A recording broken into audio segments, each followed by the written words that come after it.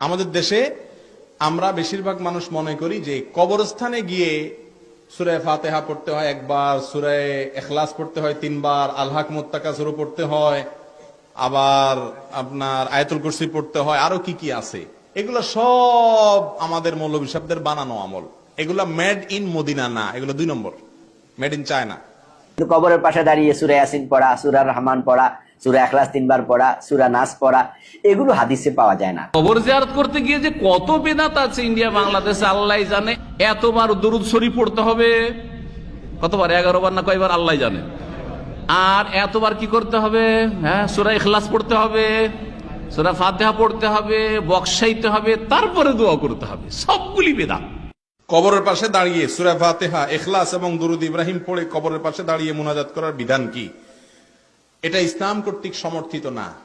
আমাদের দেশে আমরা বেশিরভাগ মানুষ মনে করি যে কবরস্থানে গিয়ে সূরা ফাতিহা পড়তে হয় একবার, সূরা ইখলাস পড়তে হয় 3 বার, আল হাকুমুত তাকাসুর পড়তে হয়, আবার আপনার আয়াতুল কুরসি পড়তে হয়, আরো কি কি আছে।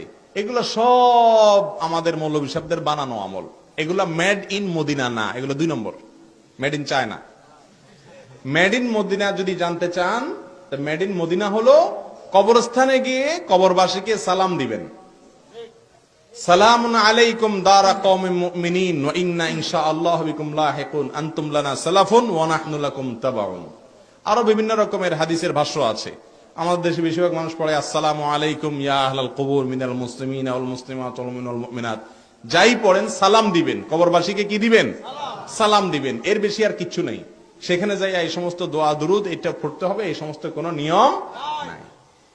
এসব নিয়ম বানায় নিলে হুজুরদের সুবিধা, কারণ আপনারা জানবেন না, তখন বলবে পেমেন্ট করেন, আমরা করে দেব। বুঝতে পারছেন? যাই হোক, কবরস্থানে যে কোনো কোরআন তেলাওয়াত করার দরকার, ওখানে কবর জিয়ারত করতে যাবেন মূলত আপনার নিজের স্বার্থে। সেটা কি? যাতে ওখানে গেলে আপনার মরণের কথা স্মরণ হয়। নবীজি বলেছেন ইন্নী নাহাইতুকুম আন জিয়ারাতিল কুবুর। ইসলামের শুরুর দিকে কবর জিয়ারত নিষিদ্ধ ছিল। এরপরে বলেছেন ফাজুরুহাল আন ফাইন্নাহা তুযাক্কিরুকুমুল আখিরা। তোমরা এখন কবর জিয়ারত করো, কারণ কবরে গেলে আখিরাতের কথা স্মরণ হবে। আর যদি টাকা দিয়ে কবর জিয়ারত করান, তাহলে হুজুরে কবরস্থানে গিয়া আখিরাতের কথা স্মরণ না করে কব কত দিব জানি আজকে। ঠিক না ভাই? ঠিক। হুজুর পয়সা চিন্তা করবে।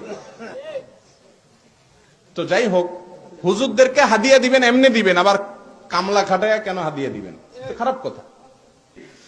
তাহলে কবরের পাশে দাঁড়িয়ে কোন সূরা কেরাত পড়ার নির্দেশ কোরআন হাদিসে কোথাও নাই। কবর জিয়ারত করার সুন্নাহ পদ্ধতি হলো আপনি কবরে গিয়ে সালাম দেবেন।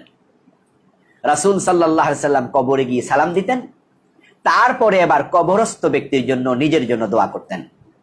তিনি বলতেন আসসালামু আলাইকুম আহলাদ দিয়ার মিনাল মুমিনিনা ওয়াল মুমিনাত ওয়াল মুসলিমিনা ওয়াল মুসলিমাত আনতুম লানা সালাম নাহনু লাকুম তাবা ইনশাআল্লাহু বিকুম লাহিকুন নাসআলুল্লাহ লানা ওয়া লাকুমুল আফিয়া। এইভাবে অন্যান্য শব্দ দোয়া আছে। সালাম দেওয়ার পরে তিনি বলতেন তোমরা আগে গিয়েছো, আমরা পরে আসছি, তোমাদের সাথে আমাদের সাক্ষাৎ হবে। এরপরে বলতেন আল্লাহর কাছে আমাদের জন্য তোমাদের জন্য ক্ষমা প্রার্থনা করছি। তাহলে আপনি এ দোয়া করতে পারেন। কিন্তু কবরের পাশে দাঁড়িয়ে সূরা ইয়াসিন পড়া, সূরা রহমান পড়া, সূরা ইখলাস 3 বার পড়া, সূরা নাস পড়া, এগুলো হাদিসে পাওয়া যায় না। কবরের পাশে দাঁড়িয়ে রাসূল সাল্লাল্লাহু আলাইহি ওয়াসাল্লাম এবং সাহাবায়ে কেরাম কোরআন পড়েছেন এমন কোনো বর্ণনা পাওয়া যায় না। বরং যারা শুহাদায়ে উহুদে গিয়ে, শুহাদায়ে উহুদের জিয়ারতে গিয়ে, উহুদের ময়দানে যারা আমির হামজা রাদিয়াল্লাহু তাআলা আনহু অন্যান্য শহীদদের কবরের পাশে দাঁড়িয়ে কোরআন শরীফ পড়তে শুরু করে, তখন আরব দেশের মুতাওয়া যারা আলেম যারা তারা সরাইয়া দেয়। তারা বলে এটা কোরআন তেলাওয়াতের জায়গা না, তুমি সালাম দাও, দোয়া করো। রাসূল সাল্লাল্লাহু আলাইহি সাল্লাম কবর জিয়ারত করেছেন, সাহাবায়ে কেরাম করেছেন, তারা কবরের পাশে গিয়ে কোরআন তেলাওয়াত করেছেন এমন বর্ণনা পাওয়া যায় না। এজন্য আমরা সুন্নাহর আলোকে চলতে চাই। কবর জিয়ারত করতে গিয়ে যে কত বেদাত আছে ইন্ডিয়া বাংলাদেশে আল্লাহ জানে। একবার যেহেতু বেদাতীদের জানাজায় গিয়েছিলাম, ওতে বুঝতে পেরেছি। এতবার দরুদ শরীফ পড়তে হবে, কতবার, 11 বার না কয়বার আল্লাহ জানে। আর এতবার কি করতে হবে, হ্যাঁ, সূরা ইখলাস পড়তে হবে, সূরা ফাতিহা পড়তে হবে, বক্সাইতে হবে, তারপরে দোয়া করতে হবে। সবগুলি বেদাত, সবগুলি বেদাত। এখানে নিজেও গুনাহগার হয়ে আসলেন, আর যদি ওই কবরবাসী রাজি হয়ে থাকে যে আমার জিয়ারতটা এই বেদাতি তরিকায় করি, ওইটাই শিখিয়ে গেছে আপনার বাপ, আপনার মুরব্বী, তাহলে তারাও গুনাহগার, তারাও গুনাহগার। ভালো করে শুনবেন। সুন্নতি জিয়ারত করবেন। জিয়ারত তিন রকম, শিরকি জিয়ারত, বেদাতি জিয়ারত আর শরীয়ত সম্মত সুন্নতি জিয়ারত। সুন্নতি জিয়ারত করবেন, শিরক আর বেদাতে জিয়ারত করবেন না। কবর কাছে কিছু চাইলে আর আশা রাখলে শিরকি জিয়ারত। আর কবরে গিয়ে কোরআন হাদিসে প্রমাণিত নয় বেদাতি তরিকায় যদি নতুন তরিকায় কিছু করেন, আপনার বাপ দাদার তরিকায় যদি জিয়ারত করেন, তাহলে সেটা বেদাতি তরিকা, বেদাতি জিয়ারত।